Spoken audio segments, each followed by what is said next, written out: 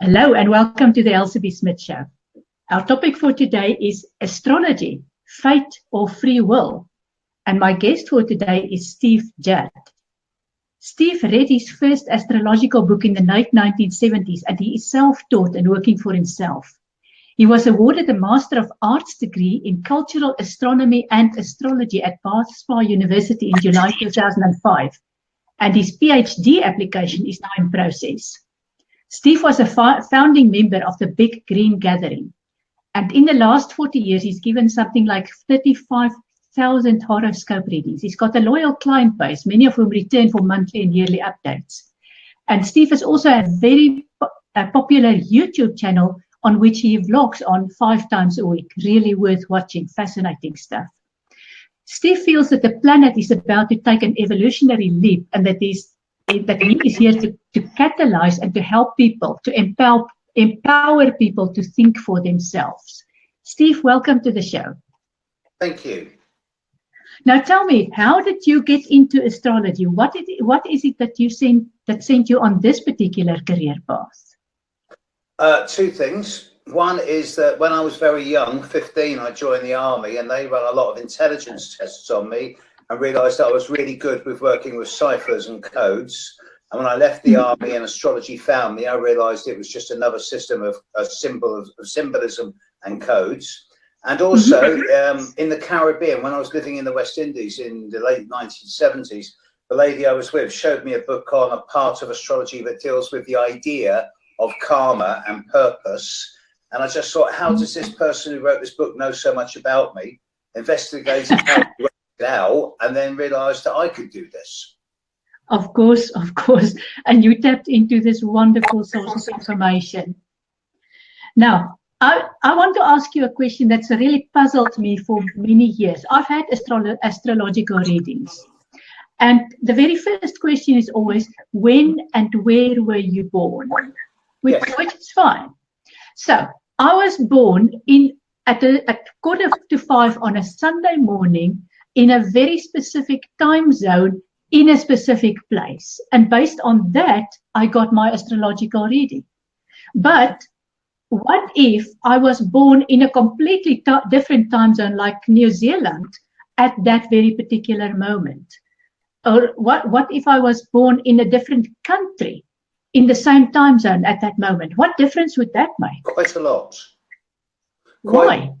Because the time of birth is needed to calculate a point of the horoscope that's called the ascendant or the rising sign, as it's sometimes known. And this is always the point of the sun's orbit that is coming up on the eastern horizon at the exact moment of your birth. So if you're in a different country, even if you're in a similar time zone, if you're at a different latitude or longitude, then the point of the sun's orbit that's coming up at the moment of your birth is going to be different, dependent on where you are on the planet's surface. Okay, and how would that impact on my life path? Well, the ascendant is always the start of the first house. The houses, you see, there's planets. Planets represent energies. We all have scope. Everyone has the energy of being assertive and projective or emotional or intellectual. The sign of the zodiac that the planets are in show the way that planetary energy manifests in and through you. The houses of the zodiac that the planets are in at the time of your birth, which are governed by the time of birth, show the area of day-to-day life that the outside world sees you as exhibiting that energy in, the way you behave in the outside world. So the time of birth is essential to be able to work out the ascendant, which is always the start of the first of the 12 houses. And from there on, you can put all the other houses in the horoscope in place, which gives you an idea of how you interact in the outside world. Not so much inside yourself, more in the outside world. Okay, so it's on that basis that you would, for example, do a birth chart for a baby? Very much so. The difference between doing a horoscope for a baby and doing a horoscope for an adult is this notion of free will. Now, I don't believe in fate or destiny. There is no such thing as a being cast in stone. When I do a horoscope for a baby, and I do quite a few of them, I make it very clear to the parents that the child, the parental conditioning, the school education, and the society that they grow up in are just as important, if not more so, than the horoscope. And the horoscope only really kicks in as a defining tool once the individual leaves home, whether they're 15 or 50. But before that, the horoscope is really good for being able to push children into a certain way. You can see if a child's going to be thriving as an academic or as an art example. And it gives parents a heads up as to which way to push their children. Would that they not overrule the free will if the parents push the child in a particular direction based on their birth chart? No, that's a good question, but the answer is no, it doesn't overrule the free will, because even if a parent says, right, the horoscope says this child's going to be a dancer or a filmmaker or a photographer, some type of artist, so let's put them into drama school, let's put them into art school, and then come 15, 16, the child says, no, I want to go and be an accountant, or I want to work in a bank, then of course they can go and do that. But they will find it a lot harder. They can still be successful in their choice of career, but they will find it much harder if all the stuff in their horoscope says, no, you make a good dancer rather than a good banker. They can still be successful, but it'll be much harder work. So the challenge would be so much bigger if you go contrary to your nature as indicated at your birth. Yes, there's a classic saying here from about 600 years ago. It says, the planets impel, they don't compel. Okay. So it's about trusting your gut feeling more than your mind, and in that sense, you've got the free will ruling. Yes, very much so. Now, I have in recent months, over the last year, I have followed your vlog on YouTube, for which I will give the link towards the end. I've also followed an email series from a colleague of yours based in New Zealand, which initially I thought, yeah, okay, it's, you read the horoscope in the newspaper and invariably you at some point I'm going to win the lottery. But with what you've said in your vlogs and what this lady says in her emails, it is astonishingly accurate. It's like you said, how do they know all this stuff? If it's the lady whom I think it is that you're talking about, a lady in New Zealand, is her first name Anne? Her name is Anne McNaughton, and she is brilliant. I know Anne very well. Yeah.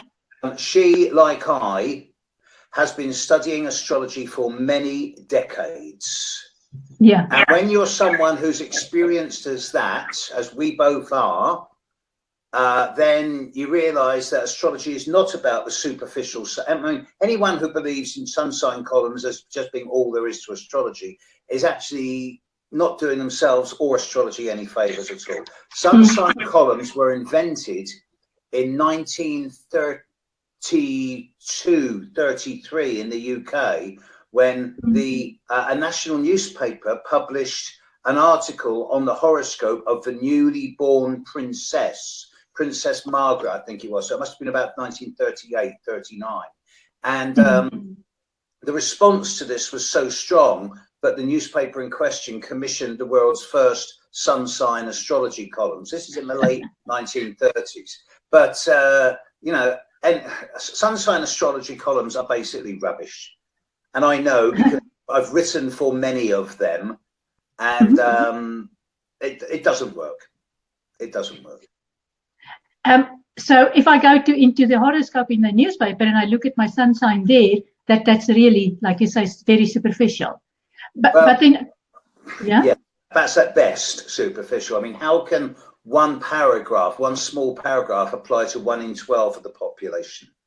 Yeah. But then at the same time, on your your YouTube channel, you provide information for specific sun signs. How do I put that together? because when I do this, I often specify specific dates within that sun sign. For example, at any one time, there'll be a certain range of people who, in any one sun sign, who will be being affected over a coming month. So I will specify those days. And of course, everyone else then complains and says, well, why aren't you talking about me? But come to cycles, you know, over a period of time, everyone does get affected. But because the planets all have different speeds and different orbital patterns to each other, the pattern that they make at any given time can never be repeated. That is why every single horoscope pattern is fundamentally different to everything else. Even identical twins born just a minute or two apart will have one or two minute differences in their horoscopes. And over a period of many years, these minute differences steadily become bigger and bigger. Fascinating. You referred to the impact of the planets. And one thing that I've become aware of over the last few months is that I've also picked up in the psychic stuff that I do is about cycles. Apparently for me personally, well, not just for me personally, but for everybody born in the same kind of time frame as me, I'm at the end of a 17-year cycle. What are these cycles about? It makes complete sense to me looking at my life history.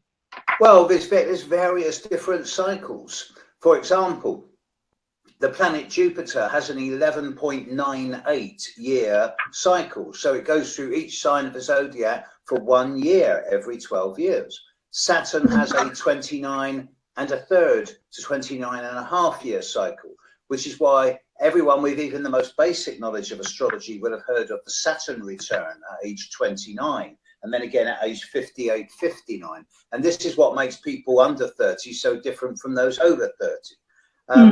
Outer planets have much longer cycles. The closer planets have much shorter cycles. The most common cycle, of course, is the lunar cycle. Every 29 days, there's a new moon and a full moon. Okay. So these different cycles also then impact on the conditions that are being created by the planets within which we can then make our choices. Very much so. As I say, the pattern that the planets make with each other is constantly changing every moment. And over the space of 6 hours, or at least over 24 hours, it can change radically, which is why some people are so fundamentally very different from others, even though they may be only 1 day apart in birth. Now, at school, we are taught that these planets orbit around the sun, and it always looks like a solid circle. But I suspect that, well, you've just said it's not a solid circle. It's a pattern. Is that how crop circles relate to astrology?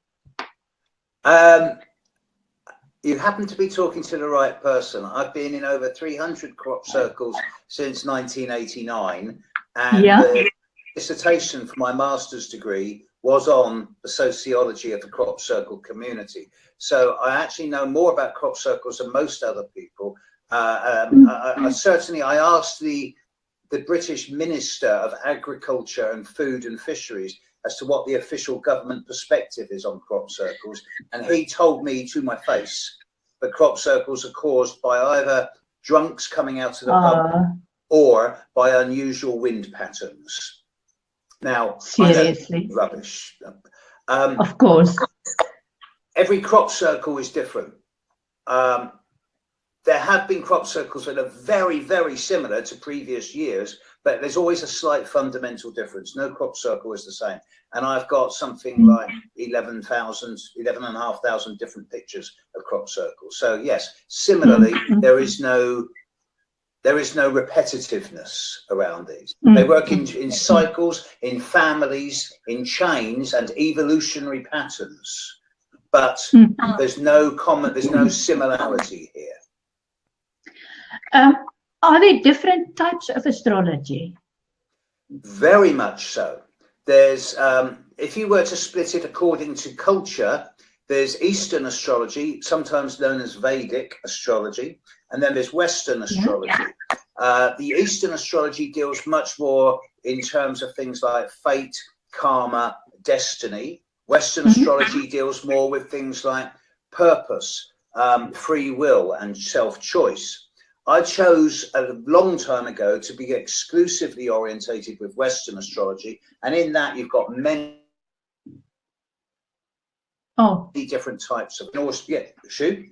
No, the sound just disappeared there for a second. You said you chose to go to the Western approach. Very much so. Yeah, yeah. And within that? Within the Western approach, there's many different branches. There's, for example, there's things like electional astrology, which is where you choose the best time for someone to open their business or to get married or something like that. You can elect the horoscope. Okay, there's psychological astrology, which is where you understand, where you use the chart as a really excellent tool for understanding what makes people think, feel, and behave the way they do.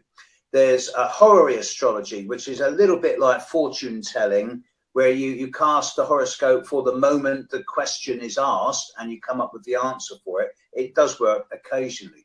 There's astrocartography, which is one of my 15% of my business, where if you have an accurate time of birth, then you can put the horoscope on a map of the world and you can work out where the best and the worst places on the planet are for things like career, relationship, and residence. There's many different types of astrology. And one of them, I believe, is mundane astrology. And from what I can gather, there's nothing mundane or boring or everyday about it. Tell me about that. Mundane astrology is not about individual horoscopes. Mundane astrology is the horoscopes of political parties or of nations. For example, I have, just as an example, I have the horoscope for North Korea and South Korea. I have the horoscope for Israel.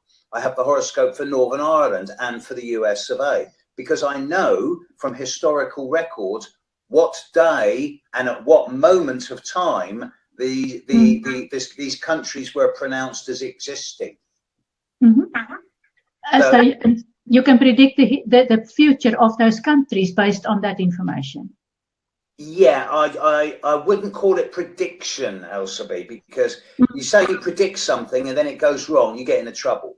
What a good astrologer does is they don't make predictions. What they do is they give people their best guess. As in, when I'm dealing with a client, I never make predictions, but I give them timings and areas. And what they do with that is up to them. You know, if I say to a client, look, there's this couple of weeks period at the end of September this year, and it's really, really good for you for marketing, promoting, projecting, advertising, going for a pay rise, going for a promotion. So if they use this and go for it and it works, great. It works, brilliant. And if they choose not to, then nothing happens. They just stay the same. They just miss windows of opportunity. Anne McNaughton, that we referred to earlier, gave me a fantastic example of how this works. She says that she just states the facts. For example, it's going to rain tomorrow. Now, if I'm a gardener, that's brilliant news. If I've got a garden wedding planned, maybe I want to look at alternatives. Absolutely, yes. So you do you provide this these guidelines. I won't say predictions. These guidelines you provide not only to individuals but to businesses as well, business owners as well. Yes, yes. I have a couple of clients who use me to look at the horoscopes of their employees, not to tell them what they're like as individuals, but to work out from the employees' horoscopes which is the best way to get the maximum effort from them, which is the best way to utilize them.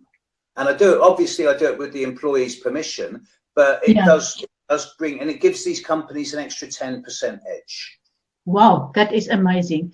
Yes. Well, I can imagine if the moon has got the power to move the ocean, and our bodies are like 75% water, the moon has got an incredible impact on us, and obviously the planets as well.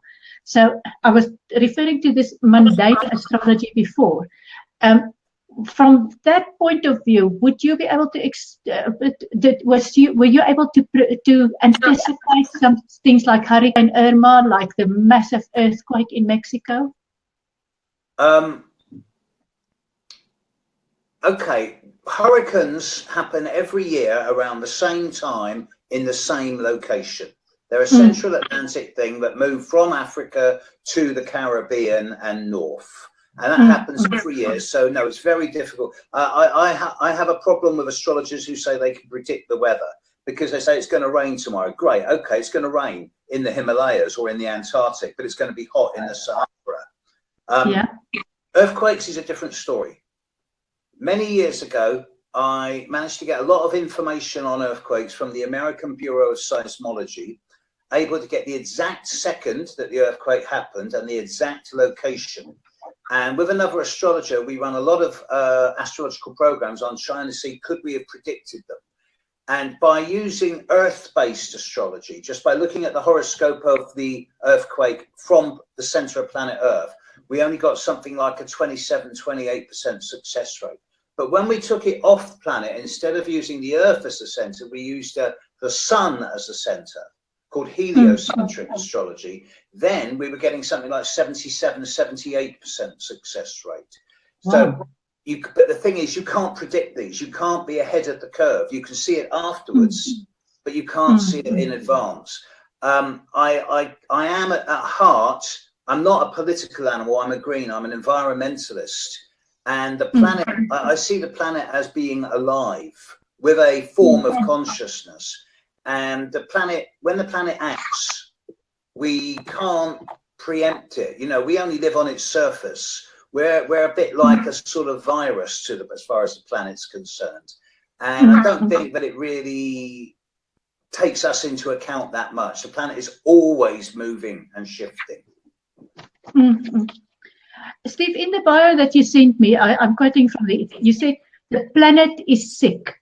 Its energy patterns are misaligned, affecting the natural dance of the solar system and beyond. Yes. What can we do about it? Okay. Let's put it like this. Humanity has been on planet Earth for, you know, about 6 million years ago, the first hominids developed. About 1 million years ago, we got off our knuckles and stood up straight and looked up at the sky and went, wow, what's that?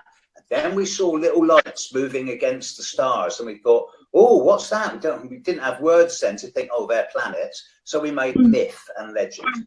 So for a long, long time, millennia and millennia, humanity lived in symbiosis with planet Earth. Then we got to the Industrial Revolution, leading to the extremes we have now today. Now, when I was born, and I'm of a similar age to you, I guess, I'm 62. When I was born, there were just fractionally over 2 billion people on planet. There's now 7. When I was born, we had one of the very first little brown boxes with a little black and white television screen. And now I'm streaming to the world via you. Indeed. When I was born, everyone went to church. And there was just the church, end of story. Now, there's all different types of alternatives. There's all types of spiritual approaches. Everyone has their own relationship with divine. Population, technology, spirituality are on an escalating graph curve. And because it's accelerating and it's more than tripled, population is more than tripled just since I've been born. Because of this, the density, the gravity is actually, I believe, having a negative effect, not only on the sort of psychic field around individuals, but also around the Earth. But it's escalating so fast that we're approaching prime vertical. Serena Ronay-Dougal, who was the first person in the world to get a PhD in parapsychology, she postulated that whether it's a bacteria on a virus or people on a planet, once you reach a certain number, some type of mutation develops. And she said that number is 10 to the power of 10 billion. Humanity's now at the power of 10 to 9.7, because it's got 7 billion, and it will reach 10 billion before I'm 80. So it seems that this escalating graph curve is about to hit prime vertical, and then either it will collapse in on itself and will start evolving the other way.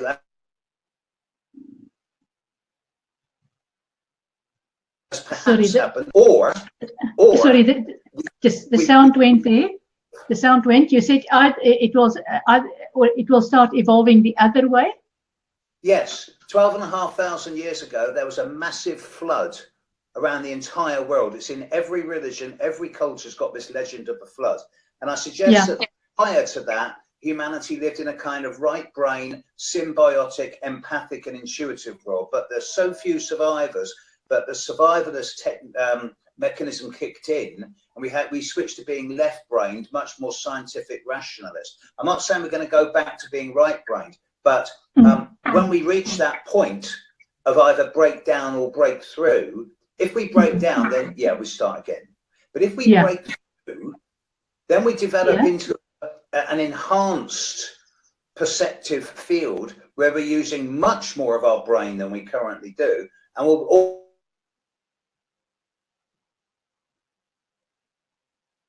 become hopefully compassionate.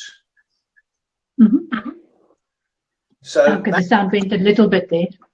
That's my hope for the future, because without it, what's the point of being on planet Earth, you know? So we need to work towards a breakthrough, which will be more an ethical, moral breakthrough than a technological one. The technology is important, but increasingly, as technology develops, so it's getting smaller and smaller, more and more intricate, and yet at the same time, there seems to be this kind of growth towards machina, God in the machine. It's almost like the boundaries of spirituality and technology are really beginning to intermesh now.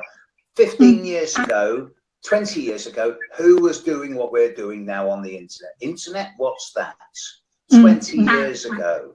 Indeed. And now there's kids born, there's 18, 20-year-olds out there who have never known a world without the internet. Indeed. My son thinks I was deprived because I grew up without television and without internet. I wasn't. I just grew up in a different world. Exactly. So did I.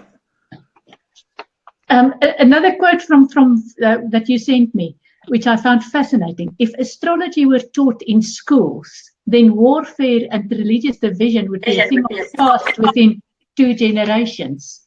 Yes. Wow. Because if astrology were taught in schools, even just the basics of your own individual horoscope, everyone knows their sun sign these days. But if everyone had their moon sign and their rising sign, and they knew everyone else is around them, then they would naturally gravitate to work with those people who are most compatible. Thus, there would be a significant decrease in aggression and warfare, and a much greater degree of synergy and people working together. And people would start to think for themselves and reach their own relationship with the divine, as opposed to having it imposed upon them by a priest or any other similar form of authority telling us what to feel or think. This is something that's changing really fast now, and it's a privilege to be seeing it and to be on the cutting edge of it.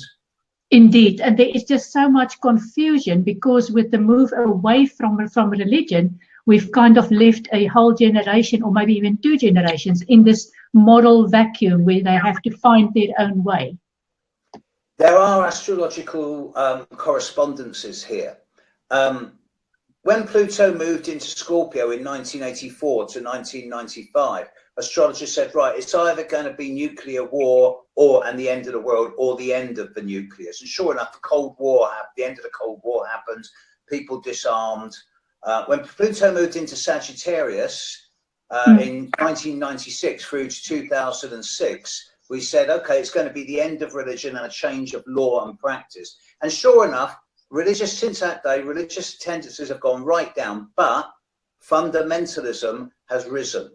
And the fewer fundamentalists there are, the stronger their beliefs are. So in the end, there'll be just one fundamentalist, but he will be so radical it'll be unbelievable. Because you do need balance. You do need the bad to highlight the good. Steve, this has been really interesting.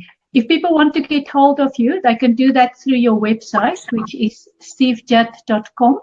They can, and even easier is to just email me at steve@stevejudd.com. I'm going to put that on there as well. Steve at stevejudd.com. So that is your email address. That's right. And you've got this fascinating YouTube channel that I would recommend to anybody who is interested in this. There is the link, and I'm sure if you just search for Steve Judd on YouTube, you will find it there as well. Steve Judd Astrology, yeah.